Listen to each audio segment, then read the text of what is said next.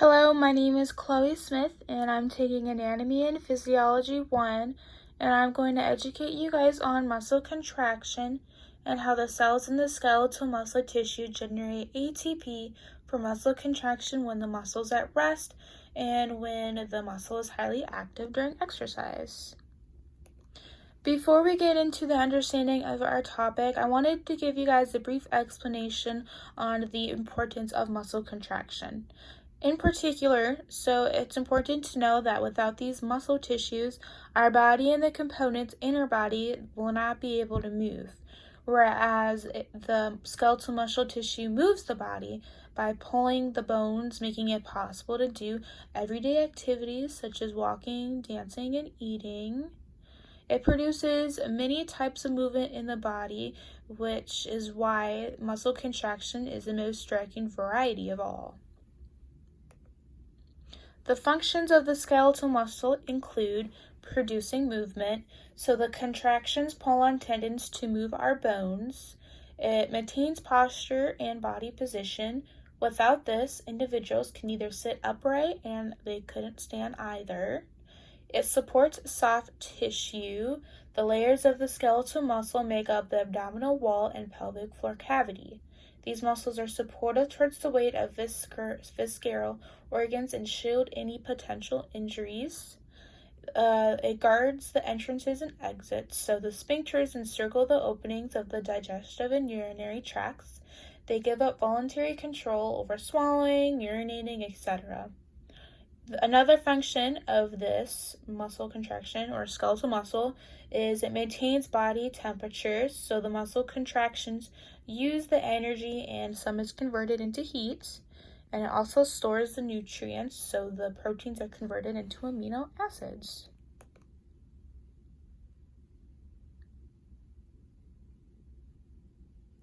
For muscle contraction, here's an image of what it looks like, and I'll explain more in depth. So it begins with acetylcholine, which is a neurotransmitter that's signaled from the motor neuron innervating that fiber. So the local membrane will depolarize as positively charged sodium ions enter, triggering an action potential that spreads to the rest of the membrane. And so this excitation triggers the release of calcium ions from the sarcoplasmic reticulum, and then the calcium initiates the contraction with the help of ATP, of course, and then the muscle fiber will continue to shorten and produce tension as long as there is ATP available to drive the cross-bridge cycling, and that calcium ions remain in the sarcoplasm binding to troponin. However, difference, muscle relaxation, here we go, and indifference muscle relaxation, so it occurs when the ATP runs out. There's two ways it can occur: when the mechanism runs out of ATP, when the process and your exercise runs out, when there's not enough ATP, which becomes muscle fatigue, and then when calcium ions are pumped back into the sarcoplasmic reticulum, which causes the tropomyosin to cover the binding sites on the actin strand, which we see here is when the calcium is reabsorbed. And we see these examples every day in our lives. In particular, for contraction, we normally see it with running and swimming and biking, marathon running. We'll talk about this, how ATP is created to withhold these type of exercises, and then at rest.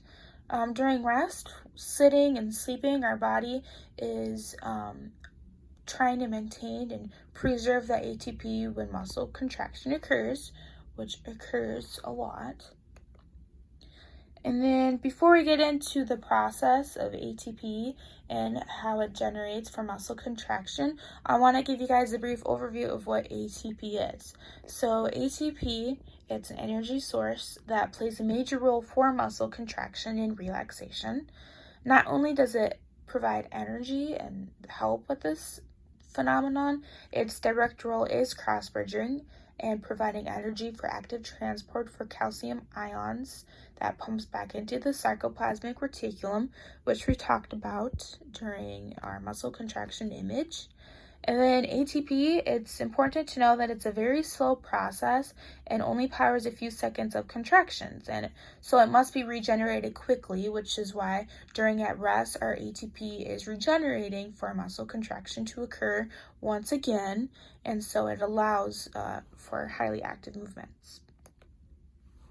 The first process for how ATP is regenerated to sustain highly active movements is creatine phosphate.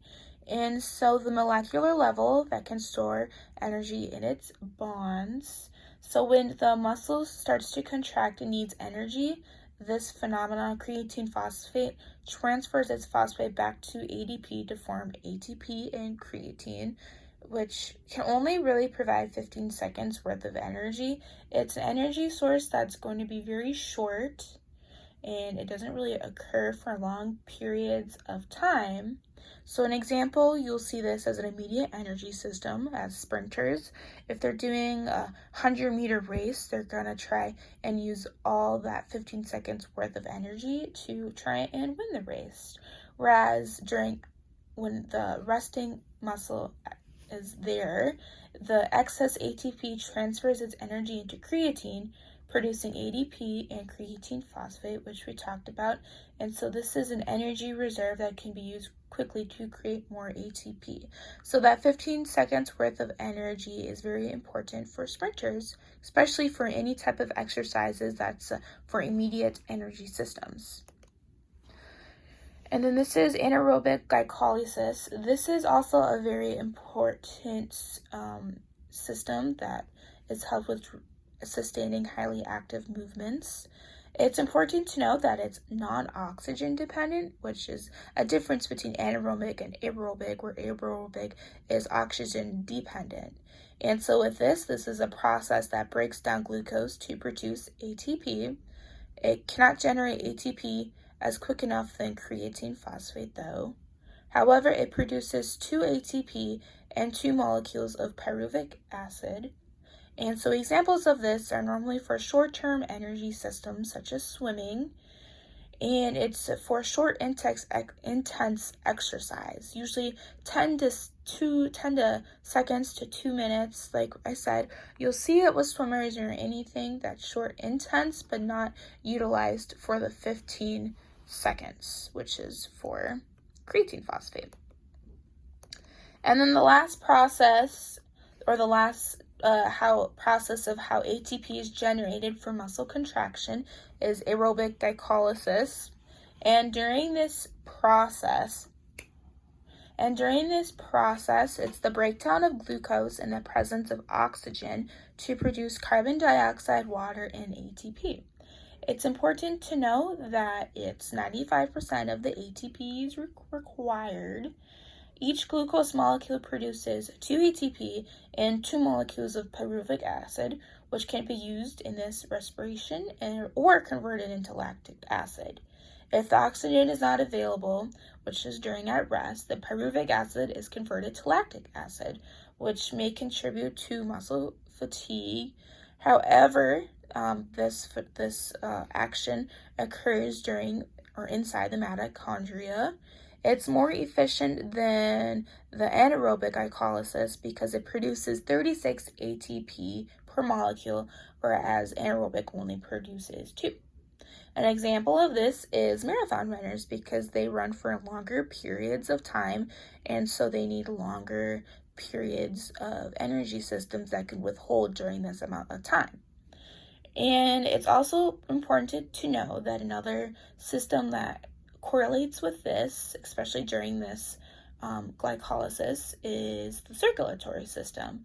And so this increases the efficiency of that system because the oxygen can be supplied to the muscles for longer periods of time, therefore making it more efficient for muscle contractions and less fatigue. And so that's how marathon runners can withhold the 26.2 miles, which is a long time. And so thank you for listening to my presentation. I was very excited to educate you guys on how the cells in the skeletal muscle tissue generate ATP for muscle contraction when it's during exercise. So the creatine phosphate, the anaerobic and aerobic glycolysis, and we also learned what it does when the muscle's at rest. So when the muscle's at rest, how it generates ATP is to store it and to regenerate it for when muscle contraction occurs. And then here are my